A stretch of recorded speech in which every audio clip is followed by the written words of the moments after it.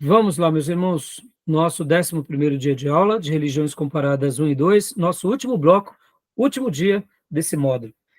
Então, há pouco nós estávamos falando sobre a congregação, finalizamos, eu mencionei sobre o que o Supremo Concílio da Igreja Presbiteriana decidiu recentemente, na última reunião, classificando a congregação como seita, e de fato ela é uma seita, irmãos. Ponto. Outros vão chamar de uma igreja doente, chame como você quiser, mas a maneira e a melhor palavra para se defini-la é uma seita. Porque, de fato, eles negam vários princípios bíblicos e, diante disso, não temos como negar essa verdade. Mas a Igreja Presbiteriana disse o seguinte: quando alguém da igreja congregação fosse a Igreja Presbiteriana e quisesse se tornar membro, eles teriam que fazer parte da classe de catecúmenos. Depois de passar pela classe de catecúmenos, que seria o discipulado deles, na nossa igreja nós temos a classe do passo a passo com Cristo, que é o nosso discipulado, que a gente faz para que a pessoa se batize. Depois dessa classe, que seria a classe de introdução às doutrinas bíblicas, a pessoa tem que fazer a declaração de fé, que seria, ela tem que publicamente declarar para todos que crê naquelas doutrinas bíblicas, segundo aquilo que eles aprenderam. E, por último, ser batizado. Aí, aqui eu tenho um ponto de discordância, e aqui eu vou explicar o porquê. E isso não é somente com a igreja presbiteriana, é inclusive com a igreja batista. Por exemplo, eu tenho um grande amigo de uma grande igreja batista, que, em certa ocasião, ele me disse que receberam membros da Assembleia de Deus, e para que os membros da Assembleia de Deus se tornassem membros da Igreja Batista, eles teriam que se batizar de novo também na Igreja Batista. E eu falei para ele, sou contra. Vou explicar uma coisa, irmãos. Nós somos diferentes em vários pontos, doutrinários no sentido assim, entenda, não as doutrinas básicas, mas pensamos de diferentes formas, né? Por exemplo, nosso sistema de governo presbiteriano, batista, metodista, congregacional, a igrejas conhecidas como históricas e as pentecostais, cada um tem um sistema de governo. Não é porque elas têm um sistema de governo diferente da nossa que elas são seitas ou são heresias. Então, existem doutrinas principais e as doutrinas secundárias. Aonde eu quero chegar? Seja uma igreja batista ou mesmo uma igreja presbiteriana, quando ela entra nesse quesito do batismo, eu acredito que eles deveriam repensar um pouco melhor. Por quê? Porque aqui tem uma questão que é bem simples, que é a questão da base bíblica. Por exemplo, eu sou um batista. Se eu recebo um irmão da Assembleia de Deus para se tornar membro da minha igreja, eu quero acreditar que aquele irmão já se converteu. A não ser que ele não tenha se convertido de verdade.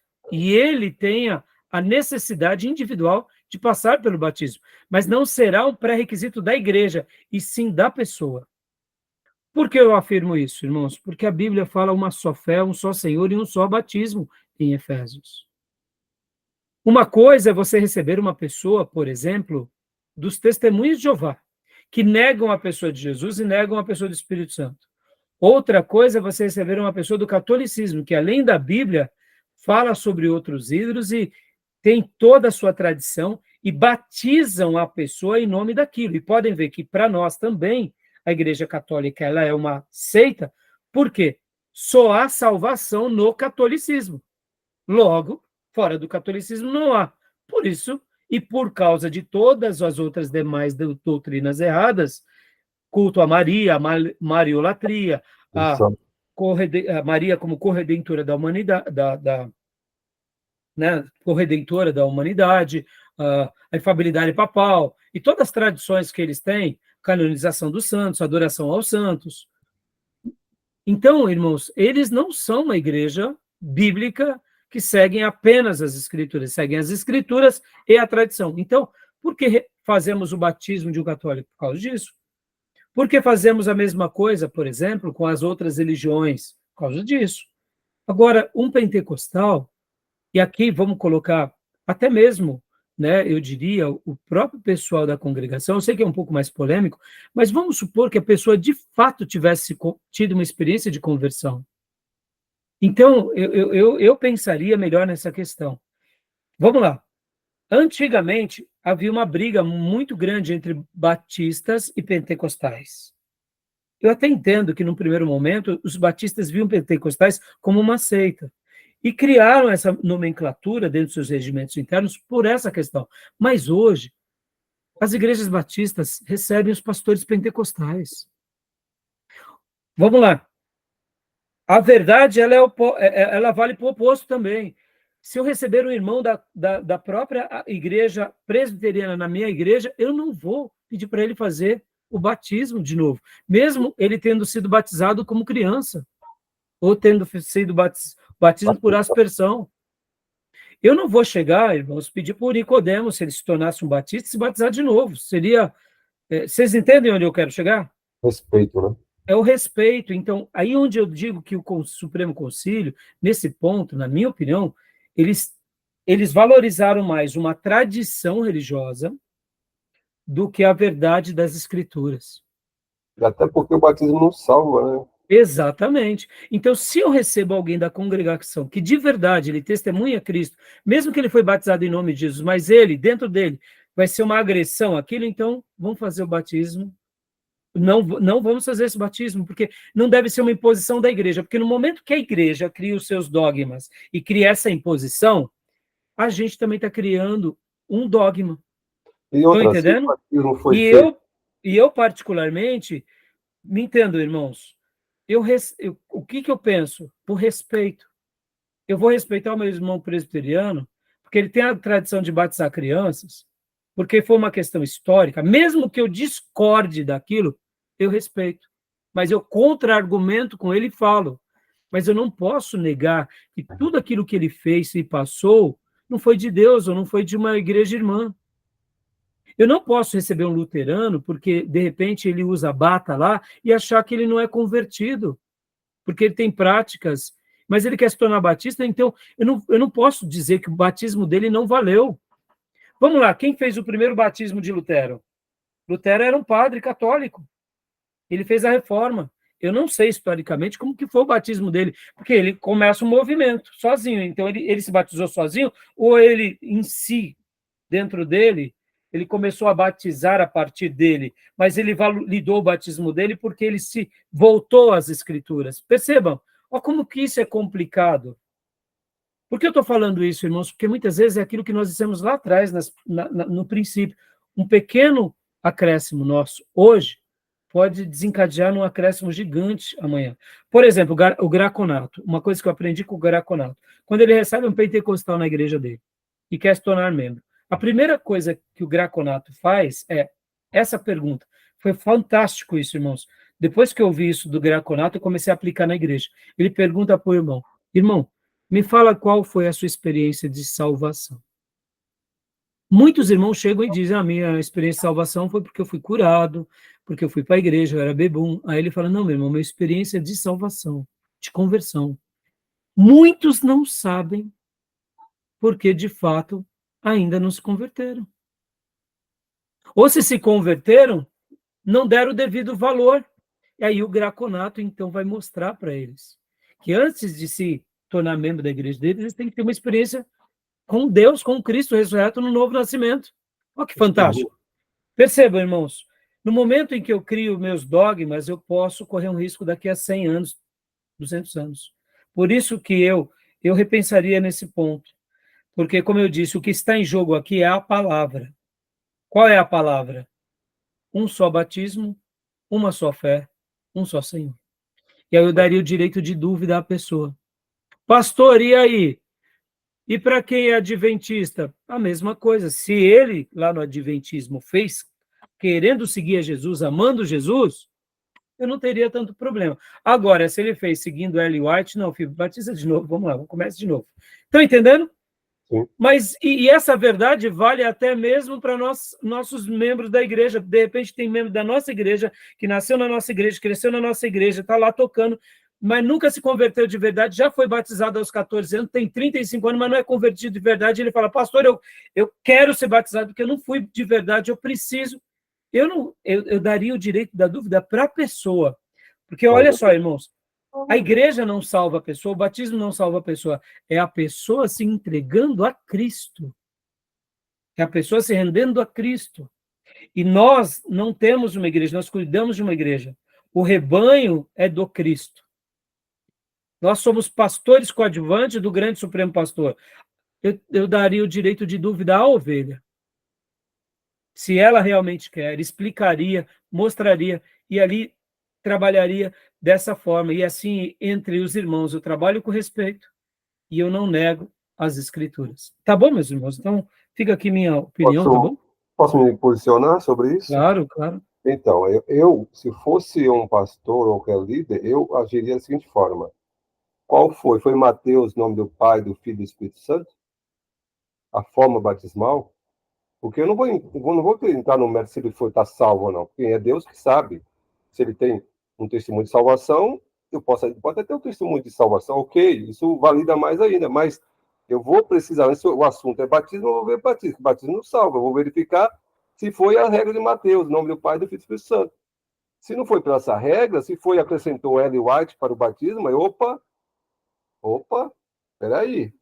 O batismo é esse, tem que colocar em nome da pessoa que crê nos livros dela para dar opção de fé para batizar. Exatamente. É essa questão. Como foi a forma batismal? A congregação tem um problema maior ainda, porque a fórmula deles é em nome de Jesus, até para ser diferente dos demais, né? 4. O quê? Ele põe 4 pessoas lá. Não entendi. Jesus, ele põe 4 pessoas. Como a assim? congregação foi Jesus e mais o nome do Pai e do Espírito Santo. Ah, sim, mas geralmente a maioria eles só falam também o batismo em nome de Jesus, né? Sim, não mas põe. Na hora de batizar lá, que eu já vi, eu já presenciei. Ah, tá, então. Eles fazem a forma lá, batismal, ele te batiza em nome de Jesus, em nome do Pai, do Filho e do Espírito Santo. Mas eu quero acreditar...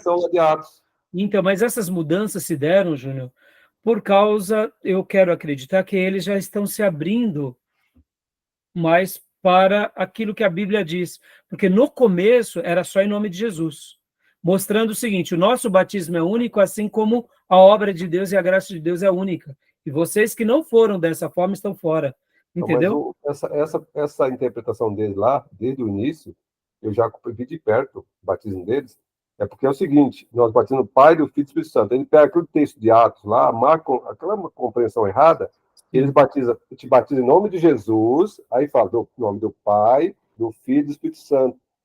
Há uma duplicidade aí, de Jesus 2 vezes, com o Filho e Jesus, o nome de Jesus. Isso você vê que é o que os aspectos doutrinários deles, vesgo, né, Júnior, eles não estudam, né? Então, por isso que é uma coisa assim que a gente até lamenta, né? Até lamenta, né?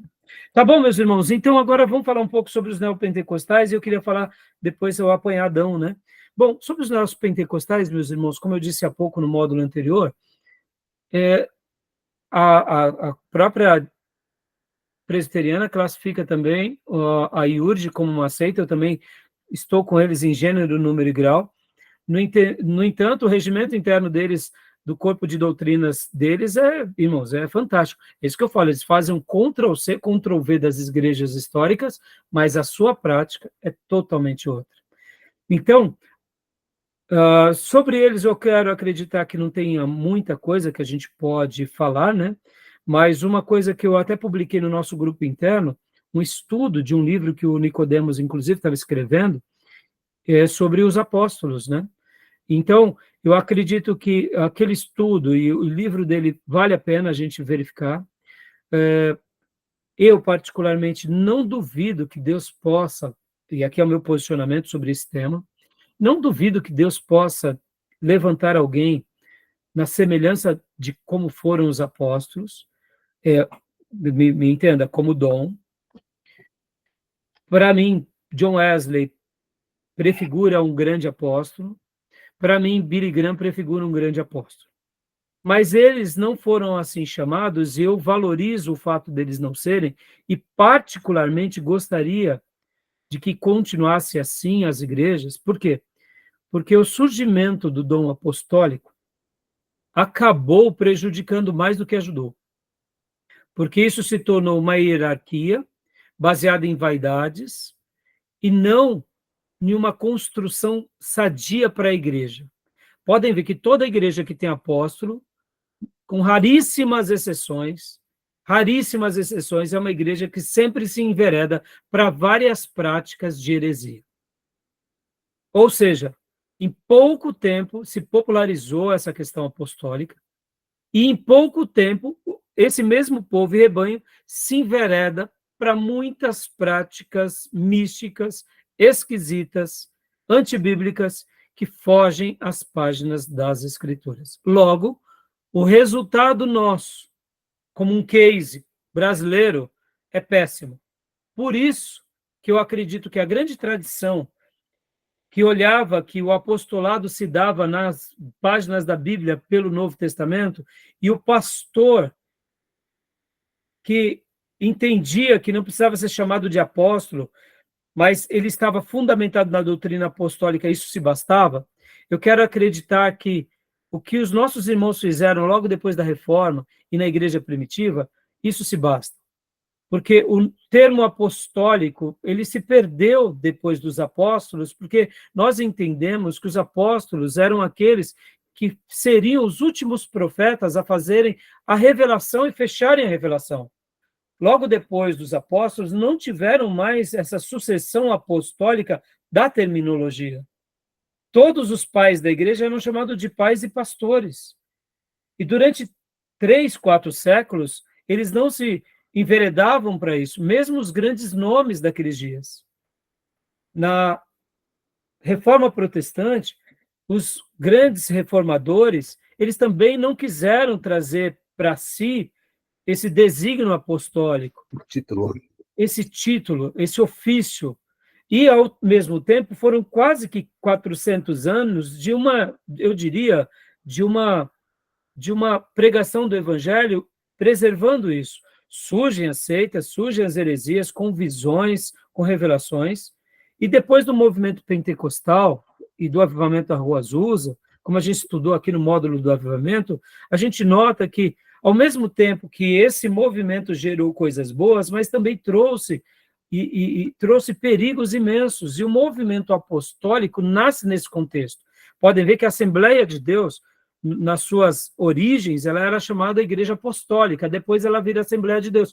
Eu acredito que foi a melhor coisa que eles fizeram, porque eles não se inclinaram para o movimento apostólico como alguns outros grupos, e, infelizmente, os grupos que se inclinaram para o movimento apostólico e para o título apostólico se perderam. Então, meus irmãos, o que eu gostaria de dizer? Que eu, particularmente, não nego que Deus possa levantar pessoas como foram na história da igreja, mas não precisa do título apóstolo. Pastor, e se Deus levantar? Eu não duvido que Deus possa levantar, mas são aquelas exceções da história, sabe, irmãos? Então, eu particularmente quero fazer aqui um apontamento crítico às neopentecostais, porque elas têm bispo, ou elas têm apóstolos, e elas se enveredam por uma igreja mercantilista, uma igreja baseada em teologias místicas de prosperidade e, assim, de um paganismo sem igual. Por isso que, na grande maioria de todos os movimentos que têm apóstolos, não vou generalizar, mas quase todos se enveredam para algum tipo de doutrina de heresia ou se afastam da sã doutrina, tá bom? E até mesmo eu fiz um comentário na minha apostila falando o seguinte, que as igrejas neopentecostais, elas se apresentam como uma igreja de prosperidade, mas na realidade são igrejas de pobreza. Pobreza bíblica e pobreza dos seus membros, porque eles manipulam seus membros segundo a tirania dos seus líderes e apóstolos, e saqueiam essas ovelhas, e, ao mesmo tempo, cria um povo totalmente dependente daqueles ensinos e escravos daqueles ensinos. Por quê? Porque são ensinos subvertidos, né? Ou seja, eles tentam colocar na cabeça das pessoas que se eles fizerem o que os líderes estão ensinando, eles viverão como os líderes.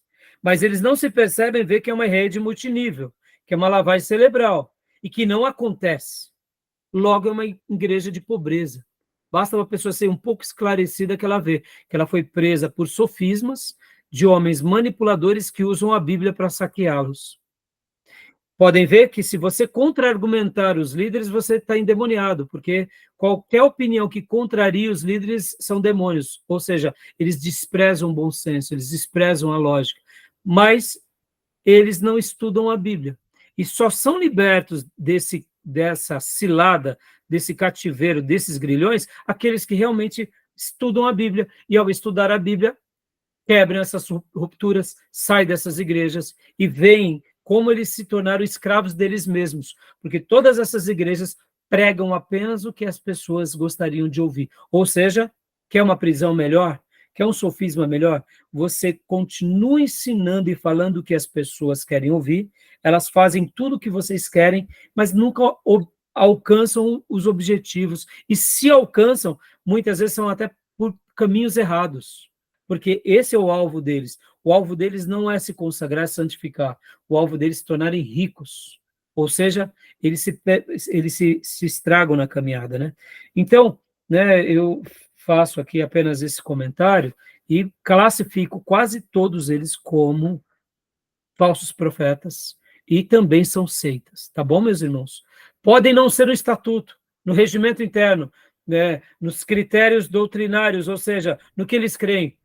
Para mim, até pior, porque quando a gente vai falar com adventista, eles creem na Ellen White, é uma cegueira. Quando vai falar com os mormons, eles creem em Joseph Smith nos profetas, é uma cegueira. Quando vamos falar com os testemunhos de Jeová, os Luceritas, eles creem naquela governança, é uma cegueira.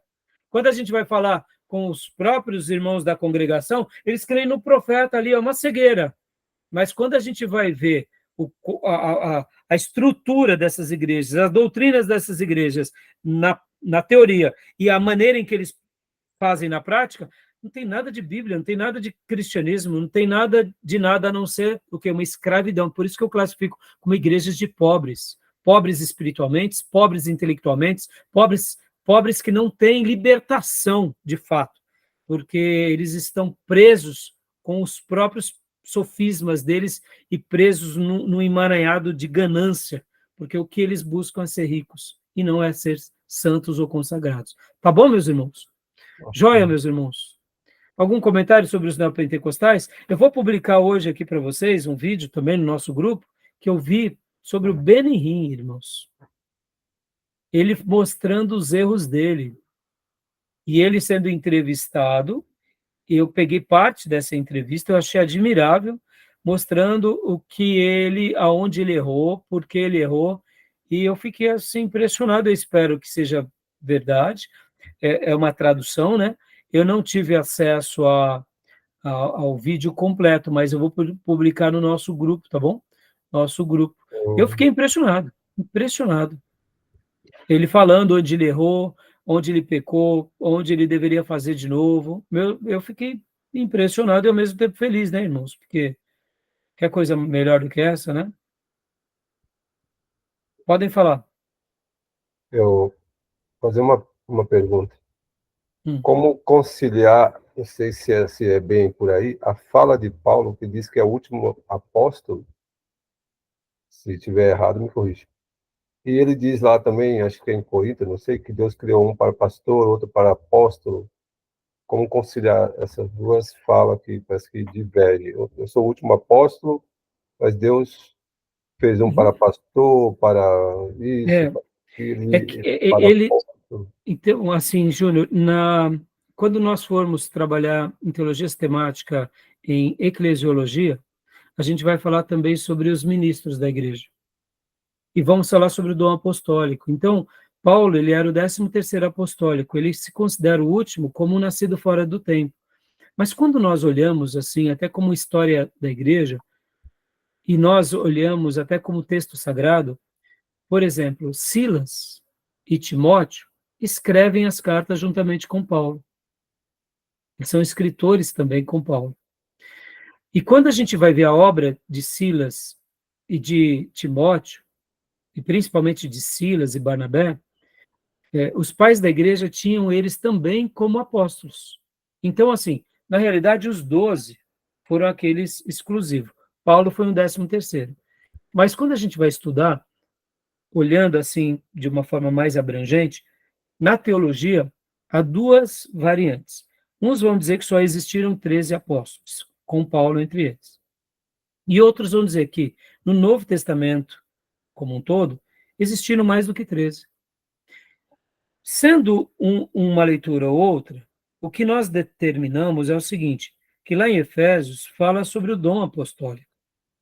No entanto, olhando na história da igreja, nós vemos que essa prerrogativa se perde e nenhum ministro tinha a vanglória de querer ser o novo apóstolo, a não ser quando a Igreja Católica foi institucionalizada, que ali surge o papado, que recebe esse novo nome, mas ele quer fazer o papel do quê?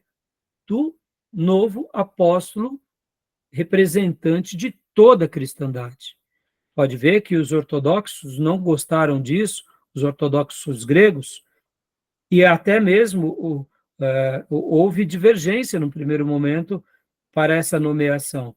Então, o que acontece? Na história da igreja, nós não vemos, assim, em essência, esse dom apostólico. Por outro lado, quando a gente vai ver a vida de alguns líderes da igreja nesse período de 2000 anos, parece-nos que aquele dom é também um dom onde eles eram chamados de pastores, mas apóstolos. A maneira em que eles agem, a postura.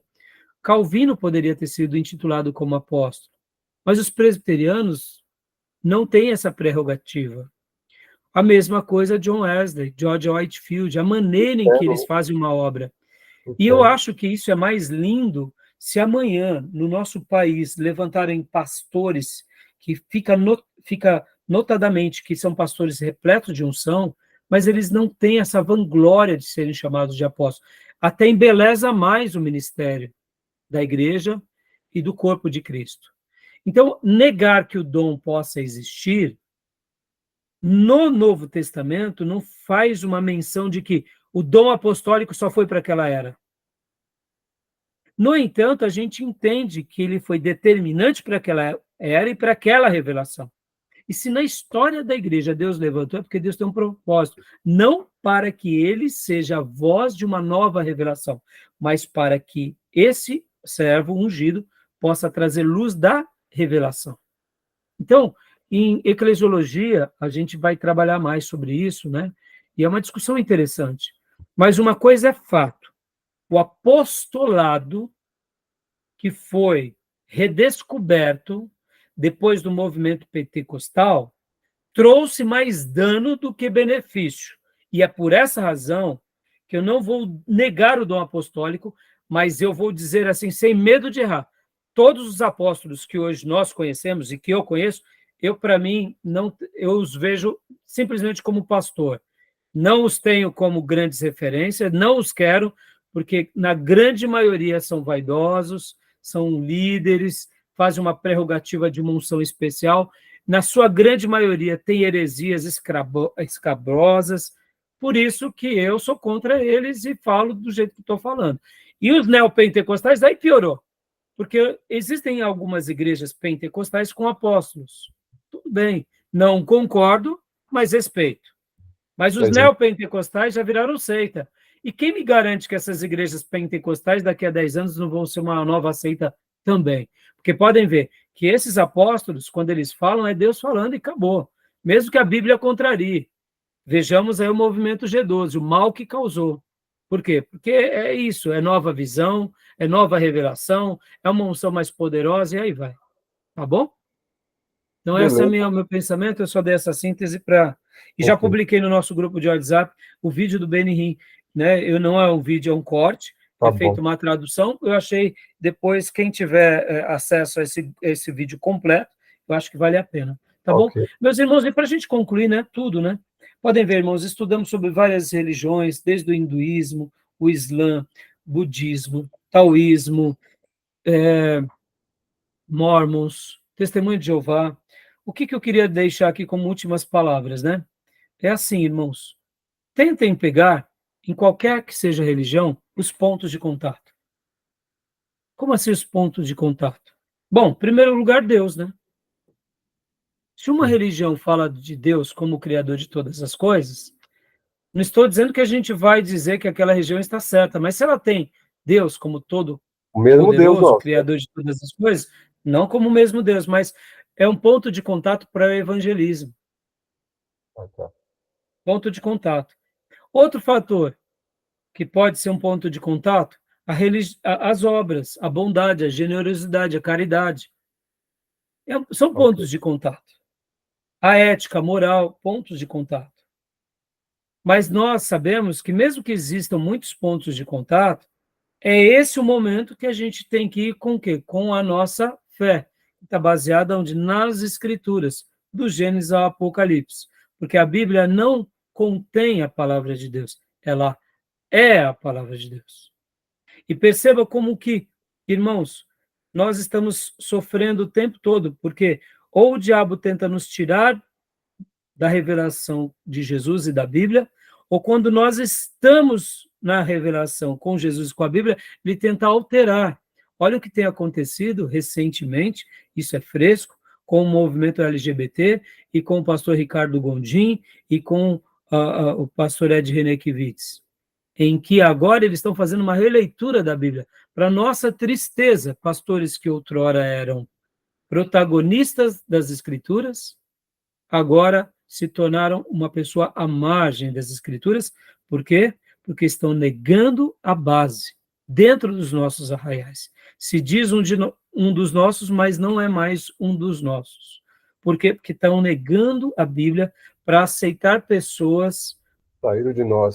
da forma errada.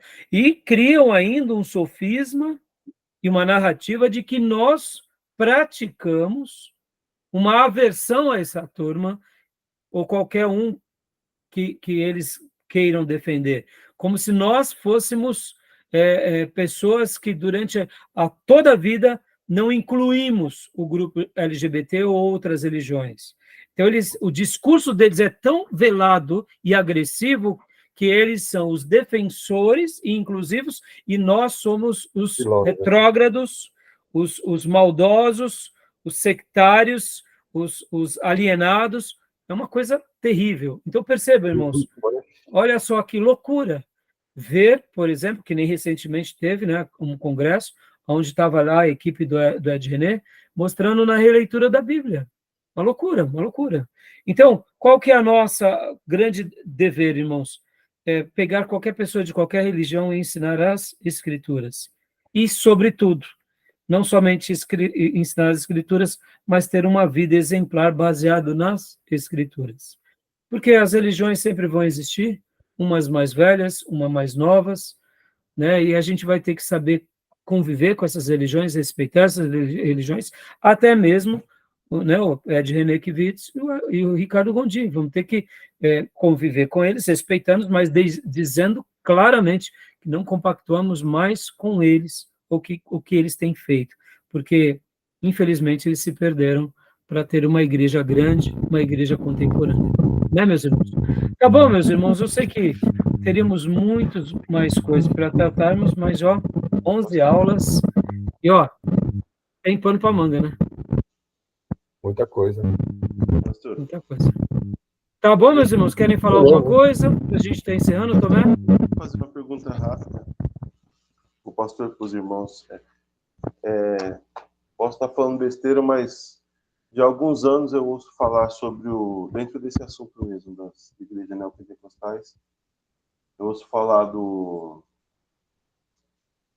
Rick Warren, não sei como se pronuncia, mas aquela igreja com propósito, que essa obra dele também é meio que disfarçada, tem muito pragmatismo no meio das doutrinas deles e heresias. Você sabe me dizer sobre isso? Sei sim.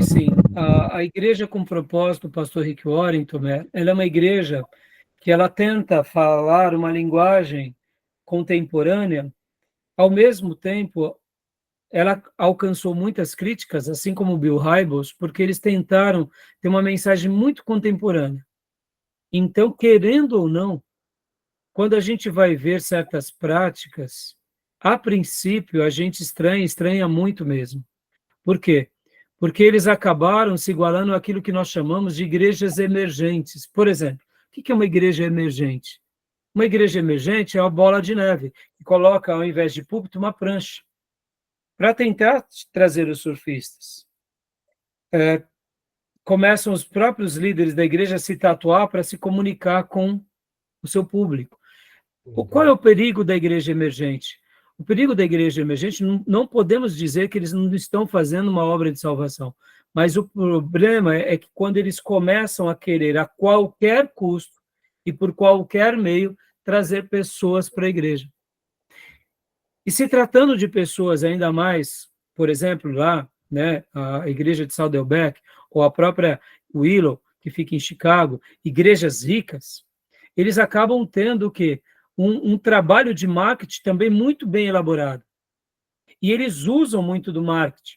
E, querendo ou não, isso fere muito outros pastores e outros lugares, porque eles acabam trabalhando mais no lado do marketing, mais no lado emocional, para trazer as pessoas para a igreja e para incluir aquelas pessoas. No entanto, o que acontece é que vão ter os dois grupos, vão ter os grupos das igrejas que vão criticar o trabalho deles e vão ter o grupo da igreja que vai dizer o seguinte, olha, a gente tem que aprender com eles.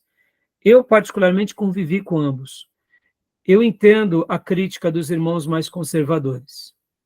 Eu entendo porque, muitas vezes, em nome de uma contextualização, eles acabam fazendo coisas muito perigosas. Isso é um fato. É um fato. Eles acabam quebrando algumas ortodoxias. Mas, ao mesmo tempo, quando a gente vai acompanhá-los na prática, eu notei também que, mesmo que eles tiveram esse crescente e vamos dizer assim, esse envolvimento, eles acabaram contribuindo para que muitos outros pastores enxergassem coisas que outrora não viam. Por exemplo, essa questão de ter uma comunicação mais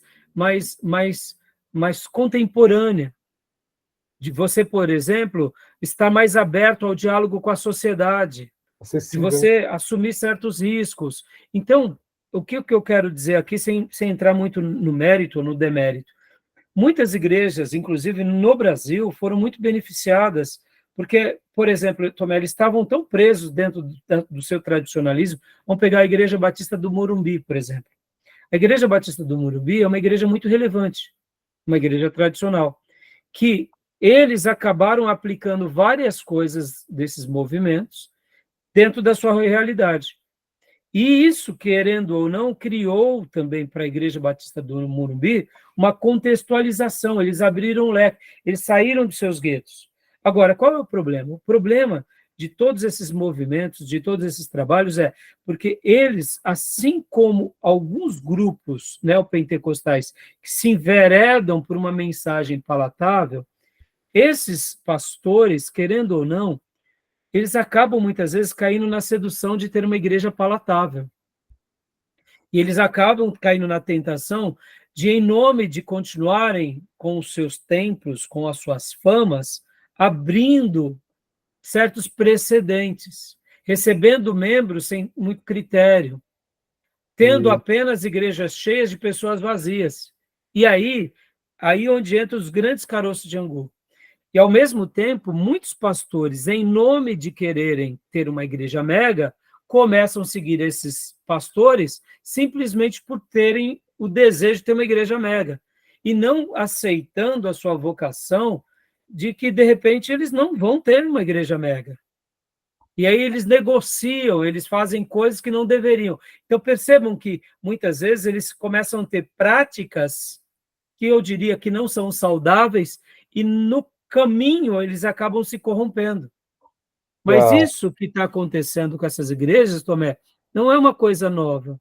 Vocês vão ver que nos Estados Unidos também, logo ali na década de 20, de 30, teve igrejas batistas que fizeram movimentos poderosos e que ali por volta da década de 70 ruíram, 80 acabaram. E hoje são templos gigantescos que não se mantiveram mais de pé. E aí você fala, mas o que essas igrejas batistas fizeram? Elas começaram com trabalhos de comunicação muito grande, rádio, TV e música. E quando foram ver, elas fizeram igrejas gigantes de centenas de milhares. Inclusive, semana passada eu vi uma reportagem de uma delas. Posso até mandar para vocês. E hoje tem um prédio lá gigante que está sendo demolido. Por quê? Porque eles tentaram se adaptar, depois eles, quando foram ver, não se perderam no meio do caminho. Então, é muito perigoso, sabe, Tomé?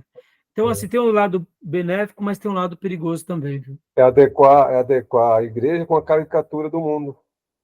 Essa é a realidade, né? O problema é essa volta, né? Fala em Romanos lá 12, lá, você não tem a forma do mundo, a igreja não está preocupada com os princípios, valores, que acha inadequado, antiquado para a sociedade contemporânea, ela quer adequar aquela sociedade. Devia ser o contrário, a gente não abrir mão de valores que temos, mas não, vamos criar a igreja com a cara que atende o público aí, porque senão eles não vão aceitar. Esse é o problema. Mas olha só como isso, Júnior, é uma verdade. Olha só outro perigo aqui, irmãos. As igrejas com a política. Também. É a mesma coisa agora. O movimento de direito abraçou a igreja, as igrejas viraram centros políticos. Não mais. Perceba, Tomé, ora é o mercado, é o marketing, ora é o business, é o negócio, é a contemporaneidade, e ora são interesses políticos. Perceba como discernir entre tudo isso, a gente precisa estar na palavra, pela palavra. Tá bom? E aí adapta, né? Adapta a igreja de acordo com o cliente, não o contrário. Exatamente. Fala, Tomé. Não, foi, resumindo assim, é perigoso para o neófito na fé, né? Porque é facilmente enganado por qualquer tipo de doutrina. Sim, mas não é só para o neófito, não, meu irmão. Vamos lá, vamos pegar o nosso exemplo, Tomé. Para quem tem um certo discernimento, de certa forma, quem tem um discernimento bíblico, tem uma base para poder ver uma doutrina. Opa, peraí, isso aqui não é bem assim. Já o neófito tem esse discernimento. Ah, sim. Por exemplo, o pragmatismo, geralmente o que eles falam, né, sobre essa obra dele que é famosa, é que ele fez um estudo bem minucioso a respeito do crescimento exponencial da igreja, mas menos Bíblia. Ele explanou o mercado, explanou todo tipo de crescimento aí, mas não baseado na Bíblia. Não, sim, não está errada essa avaliação. Agora, Tomé, olha que interessante, Tomé. É perigoso para o neófito, muito mais para ele. Mas para o pastor também. Tomé, muitas vezes você está malhando trigo, a igreja não cresce, Tomé. Você tem uma cobrança, porque surge uma igreja ali que ela abre já com 200, e ela em 6 meses está com 500, e aí você perde membros, você entra em crise. Muitas vezes o pastor ele é tentado também. Só que a gente esquece que essa igreja geralmente começou com 200, mas não foi 200 que começou ganhando, o pastor ganhou aquelas 200 da cidade, são 200 crentes de outras igrejas, que ao mesmo tempo estão saindo de outras igrejas, daqui a 3 anos vão sair, essa igreja não vai mais existir, pega aí essas mega igrejas, a maioria deixa de existir depois de 3, 4 anos, e aí vai para uma nova igreja, um novo movimento, ou seja, perceba que é perigoso até para nós também, porque muitas vezes a gente começa a entrar em crise, aí a gente quer apelar, porque você já não aguenta mais a cobrança dos irmãos, você se sente um fracassado. Perceba, é tudo muito difícil. Por isso que foi boa a sua pergunta, né? E é por isso que a gente precisa de ter experiência com Deus e ter convicção do nosso chamado e segui-lo e saber que o crescimento vem de Deus. Vamos trabalhar dando o nosso melhor, mas o crescimento vem de Deus. Agora, se eles usam essa estratégia aí apenas como isca, né? E as pessoas lá chegam para lá e eles mostram a verdadeira palavra, discipula, aí sim, dá base, dá solidez para essas pessoas, aí o que Sim. vale a pena, né? Por isso que a gente não pode julgá-los, porque assim, o fruto de muitos irmãos que se converteram, foram discipulados dessas igrejas e de muitas outras, tem sido frutos legítimos. No entanto, o que elas podem se tornar daqui a 10, 20, 30 anos? Aí é outra pergunta. Por isso que há um cuidado. Por isso que a gente tem que continuar acompanhando, porque muitas vezes é que nem uma irmã da nossa igreja colocou no status dela um louvor da IBAB. Eu fui falar para ela, filha, a IBAB, irmãos, eu fui alguém muito influenciado por Ed René e pelo Ricardo Gondim. Nas minhas férias, quando eu trabalhava na Bolsa e tirava das férias da igreja e da Bolsa, eu fazia questão de ir nas férias e um domingo na IBAB e outro domingo na Bethesda. Tamanho era o meu carinho por eles.